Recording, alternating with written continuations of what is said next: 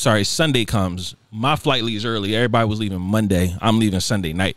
So Sunday comes, it's thunderstorms in Atlanta, yo. So it's nothing but thunderstorms, just crazy, crazy thunderstorm. So we all just downstairs chilling at Airbnb, and you know how you just got a gut feeling?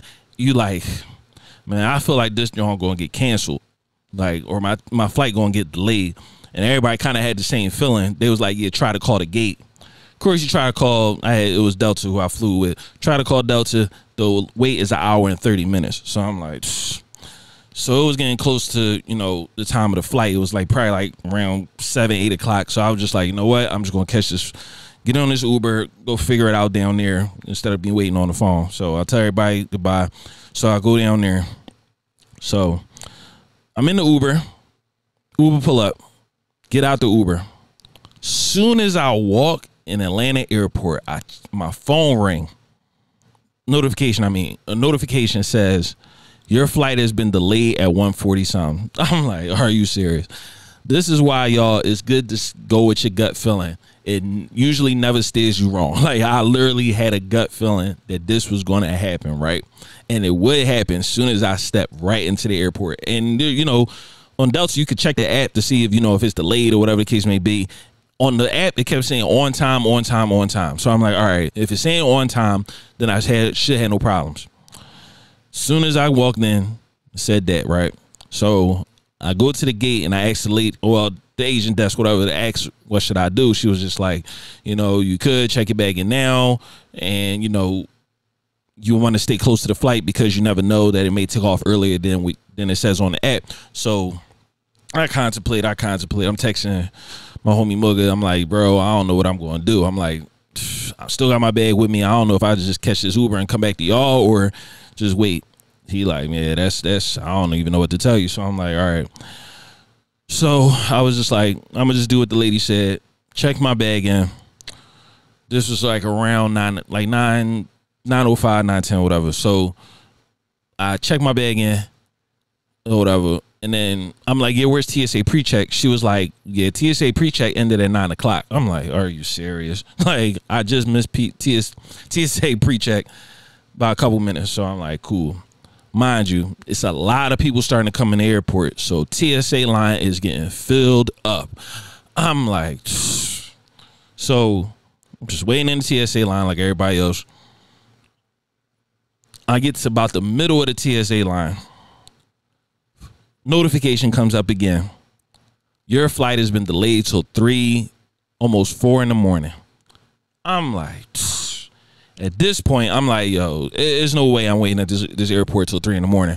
I'm about to see if there's another flight to catch for tomorrow, because it's already pretty much Monday anyway, so I'm just going to have to do what I got to do. So I looked. They had an alternate flight for 8 a.m., so I said, bet. Click that, and rebook my flight for 8 in the morning. So now, mind you, I'm already stuck in the middle of the TSA, you know, line or whatever. So I can't really get out. So I'm just like, it's starting to move a little bit. They started to, you know, get it a little faster. So, and it was just, everybody kind of felt in the line. Everybody flights is delayed or whatever the case may be. These 3 guys, right? As soon as I get to like the front, these 3 guys, they start busting through people to go to the front. Because I guess they said their flight was about to leave in like 10 minutes or something like that. I don't know how, I don't know where they was flying to, but I guess their flight wasn't delayed no more. So they bust up to the front, right? And the TSA lady, she caught them and was like, oh, y'all playing in my face. Like, y'all playing in my face to be cutting through all them people. They was able to get to the front. The one boy, he just let him go. He's just like, yeah, just let him go. He like, the lady was just, she was kind of mad that, because she was trying to make them go back to where they came from, but it didn't work. So get to TSA. So at this point, I'm like, all right, let me find out about my bag first to make sure that, you know, whatever flight I get on next is going to go on to the next flight that I choose for 8 in the morning. So I go upstairs to where the gates are. I'm walking through, yo. It really felt like, yo, it literally felt like a welfare line with all, like, yo, it was so many people in line at the help desk, people at the gates. I'm looking at the screens. It all says delayed, delayed, delayed, delayed, delayed. So I'm like, yo, this is going to be crazy. So at this point, I'm just looking for an empty gate. I'm sorry, yeah, empty gate desk to talk to somebody about my bag. Because I felt like if I got out of TSA line, when I looked over where the agent desk is, where I talked to the lady, that was filling up. So I'm like, you know what? Since I'm already here, let me go to one of these little empty gates and just ask them a quick question about my bag. So it took me about 10, 15 minutes to find me an empty one. Talk to the lady real quick. They said my bag gonna be good if I get on the next flight. So I'm like, cool, I'm out of here. You know what I'm saying? So I go downstairs. So I start to order the Uber on my phone. It was so hectic at the airport, yo. Ubers was literally $100. Mind you, my Airbnb was only about 30 minutes away. Like, you know what I'm saying? But Ubers was so high because of the, you know, what was going on in the peak times and everything going on. It was $100 for a 30-minute ride. So I was like, yo, let me check Lyft to see the prices. So I checked Lyft. Lyft was about a good $60. I said, all right, bet. So I got the Lyft was able to get, you know, book the Lyft.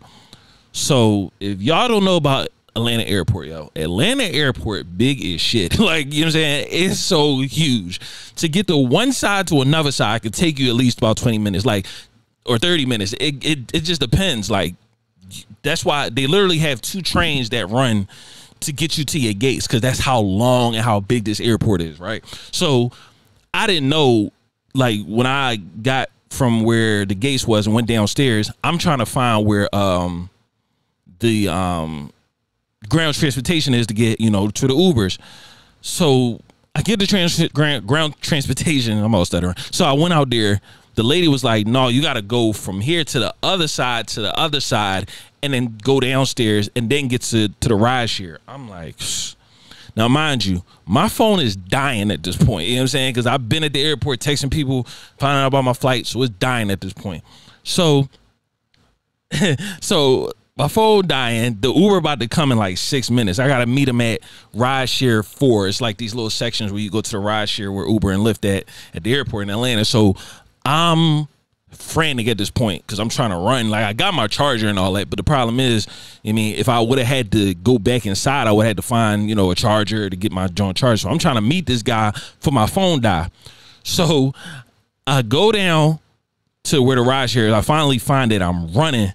Phone check on me soon as I'm about to get to the outside to go where the ride share at, right? Now, good thing that I remembered the driver's name and what the car was. So I got to shout him out. Shout out to Ishmael. Shout out to you, brother. You saved the brother life in Atlanta, bro. Like, you know what I'm saying? It's raining. My phone dead. I was able to find him outside. I look around. I say, hey, oh, you Ishmael? I saw the car. And I was like, oh, you Ishmael? He's like, yeah. He's like, yo, you J.K.? I said, yeah. He's like, yeah, my bad. I was like, yo, my bad. My phone was dying. That's why I couldn't hit you back. He's like, oh, just get in. So he got in. He let me charge my phone. He's like, you need to charge your phone? Yeah, let me charge my phone. And, you know, he was just talking to me. He was a nice guy, man. Shout out to Ishmael, bro. You definitely a GOAT. You the MVP, man. Like, you really saved the brother life.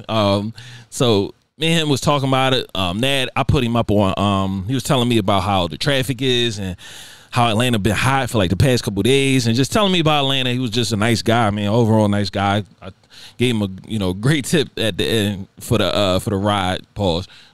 So, you know, I mean, nice ride for the last, you know, 30 minutes. And so I get back to the Airbnb or whatever, and my homies is cheering me on because they know that I went through hell. At the airport, they all like, yeah. So they all cheer me on because they know I went through hell at this airport, right? So I'm telling them all what happened, and I'm telling them, man, listen, it's so many delayed Johns at the airport. Y'all need to check y'all flights for tomorrow. They was like, yeah, you probably know that our John's gonna get pushed back too with this storm. So, you know, we all chill, play some games, and then everybody went to sleep. Then the next morning, I check on the news. It says it's an East Coast storm from Boston all the way damn near down to Florida.